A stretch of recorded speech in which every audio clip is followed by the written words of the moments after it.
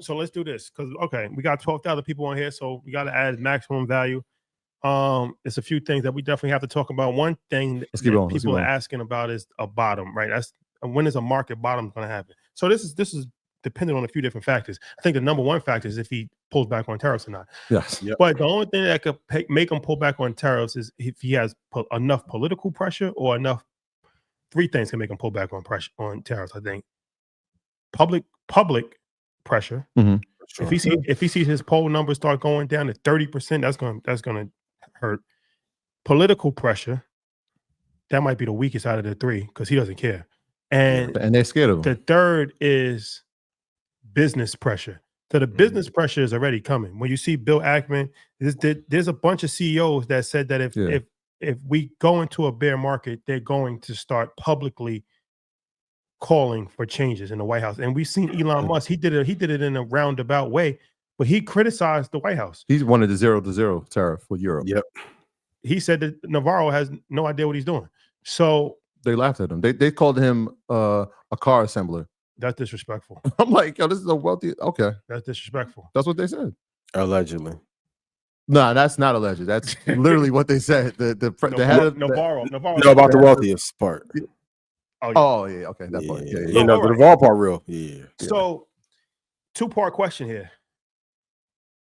Will the pressure from business and all the three of those aspects get to the point where he has to reverse course, or is he going to stay on some mad kingship?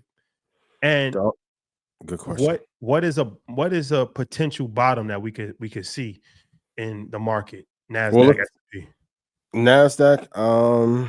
So, let me take the second one first because it's the easiest to answer. Yeah, I'm gonna be honest enough. I can see worse. Okay, let me be measured.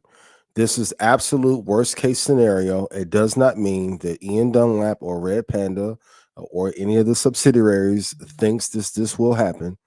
But if I was a measured man, I can see a world where 15,250, 250 is possible for NASDAQ.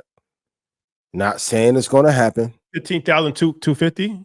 I mean, that could happen tomorrow. 15,000. Mm-hmm. Oh, okay. It's 15,600 now. That could happen literally. No. I'm looking at the future. It says 17,727. Yeah. The futures is higher, and NASDAQ futures. Yeah, and the futures they're pointing higher for tomorrow's open too. Yeah, so a good sign.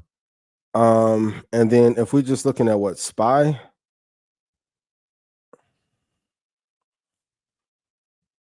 I can see worst case scenario, us dropping to like 404.70. So that's not far off the 4,000 that Kramer was in. Because what's going to happen if we drop to those levels? Once you see because China and a few indexes overseas, Nikkei, they're moving, which is interesting. The circuit breaker from 5% to 8%. I don't think we'll do that. But I do think if we get there in a speedy enough time, they'll start to hit those circuit breakers, let the money come in, and they won't do quantitative easing. But I think there will be some like institutional flow that comes in to buy it up so we aren't at a level. Now, the thing that will make – go ahead. No, I was saying, who'd you say the circuit breaker for us? No, and the Nikkei index, they've moved. In Shanghai, they've moved from 5 to 8%. Gotcha. But I do think they're going to do everything they can from us going into this recession. But if it looks like he can put us in a recession and his party starts to signal, we want you out of office, that's the only thing that's going to make him change. I told you guys from the very beginning, him and Elon, and shout out to those GB in my comments like, yo, Elon was supposed to only be there from 180 days. I'll talk to somebody who direct reports for Elon. That's not true. I'm going to go on my Rashad rant. I'm tired of y'all telling me things that I'm learning from people who run these. Like, I talked to somebody in the White House the night of the White House and told everybody in Stock Club the election was over 5 hours before NBC. Red Panda, yes or no? All the talking is cool. Y'all were telling me 7 weeks ago NVIDIA couldn't go to 95. I'm telling you, there's a different plan. And a bunch of these politicians and businessmen have sold their assets as a hedge There's high level treason and espionage going on right now. Not on accident. Allegedly. There's a Mad King, and there's going to be a Jamie Lannister. We don't know who it's going to be, but somebody got to stop this. There's got to be somebody. We need a Kendrick Lamar in that office. We need a Jamie immediately. It's real out here. I mean, it's tough to predict about them when you're dealing with somebody who is irrational, right? Like literally irrational. Like 50. Tomorrow it could be like, yo, we're adding another 50. So nobody can make him stop.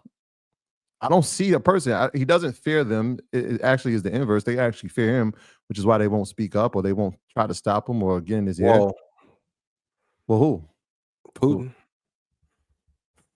Hefe make him shut up. Hefe. White Hefe? Shit. That's Debo.